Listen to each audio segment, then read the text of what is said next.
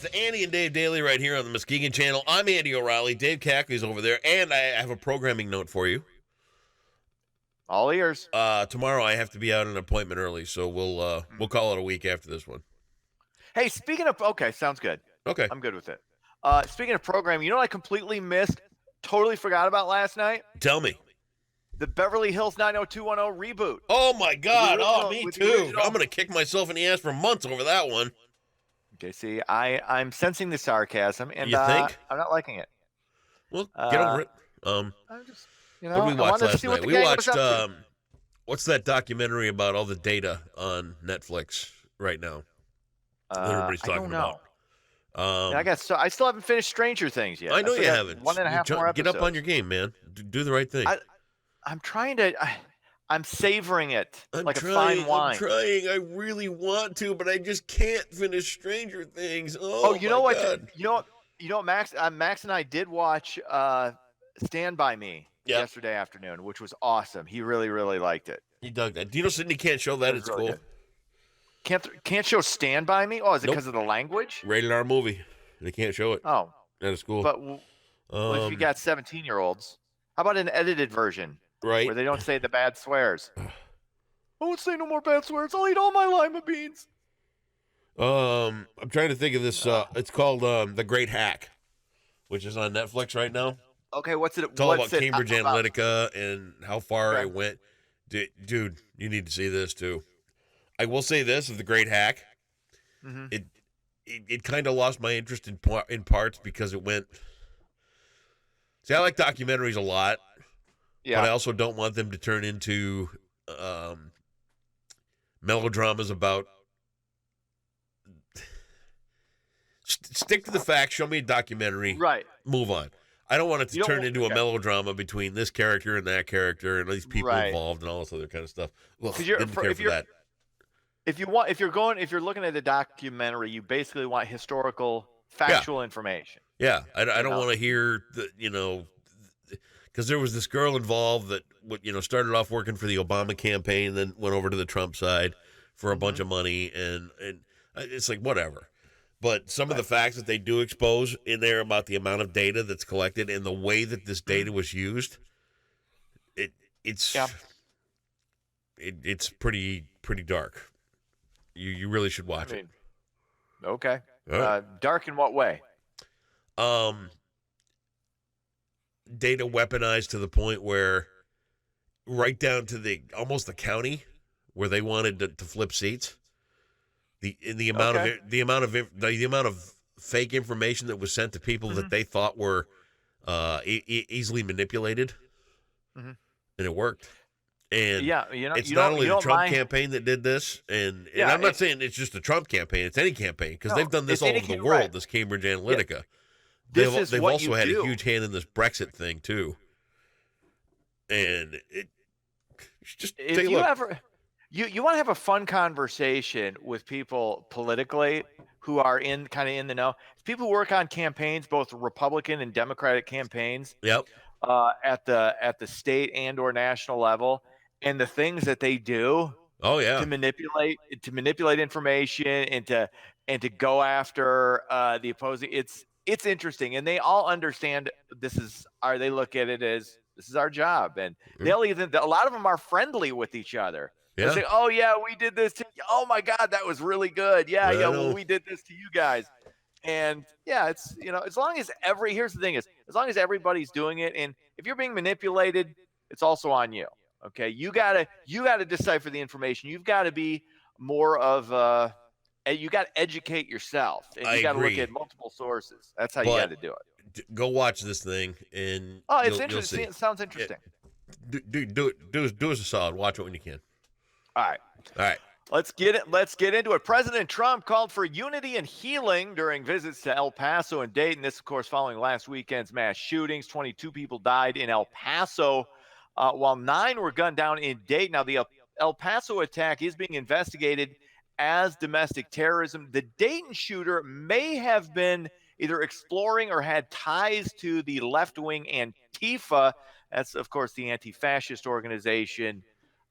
So you got white nationalism on one side, you got crazy leftism on the other. It's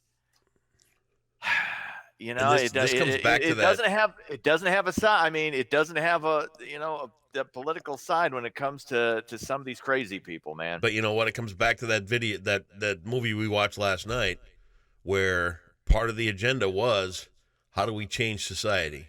And hear me out. How do we change society? And this goes back to Steve Bannon.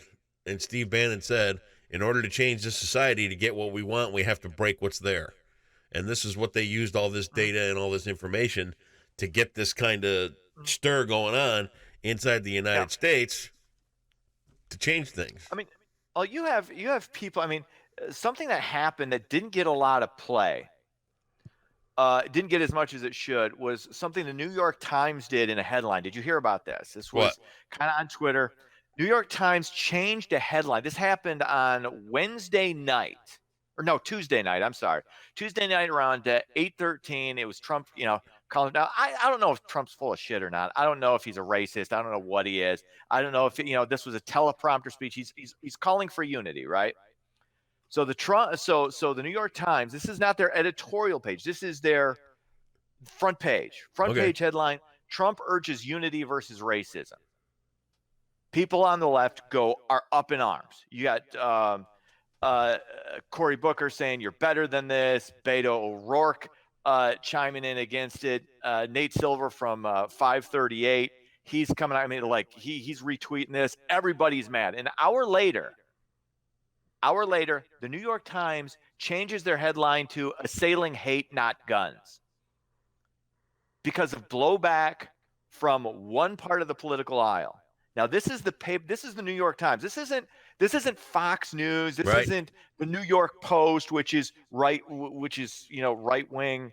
This isn't even MSNBC. It's known left wing. This is the paper of record. This is the New York Times bowing to one side. So this is why I implore anybody, whatever your political point of view, get all your information from multiple sources. If you're just getting it from Fox News, if you're just getting it from CNN, if you're just getting it even now from the New York Times, or you got to check out the Wall Street Journal. You got to check out the Washington Examiner, as well as the New York Times and the Washington Post and NPR and all these other. There is no such thing as objective journalism anymore. Yeah. You've got to find the objectivity yourself, because it's not there anymore. It's dead. I mean, when the Times is doing this, it's dead. Okay. What else is going on? The FDA apparently investigating a possible link between vaping and seizures.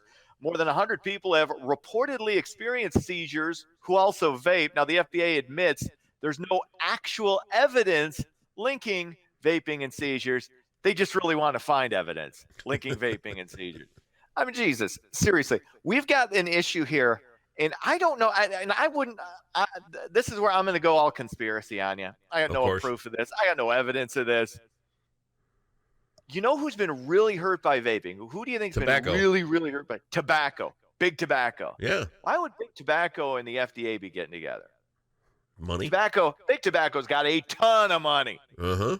So you're seeing all these anti-vaping stories, the epidemic of vaping, despite the fact that smoking goes down, opioids go down in places where vaping is big. You're starting to see how it works. Now, not saying vaping is good for you. I'm not saying vaping is good. I'm not saying we don't need to test and need to find out possible negative ramifications. But when it looks like you're trying to find things as opposed to what does the evidence actually say?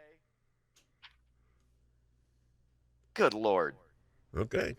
It's water vapor. For now, this is what I mean. If a vape pen blows up in a kid's face, that doesn't mean vaping is bad for you. It means you got a bad vape pen. I don't know. The jury is still out. Stuff drives me nuts. Finally, we missed this yesterday. We kind of glossed over. Voters in Muskegon on Tuesday, they approved a veterans millage renewal. They did it by almost 10-1. It was like 10,000 something to 1,000 something. As far as the spread in that, Teresa Emery and Jack Page, they both won their city commission primaries, and North Muskegon approved a Parch improvement bond, 541 to 466. So Well, I that's wanted to make great. sure I got all that out there. And I will say for the Veterans fine folks Millage, in town. and they've been doing this for 25 years for the same price. How do you not pass Very that? cool. You have to, yeah. And, You got to take care of the people who fought for us and took care of us. So, and very before cool. you start sports, What? I have a confession I have to make. Go ahead. It's been getting more difficult around the house. What's the problem? I don't understand stats and things like that.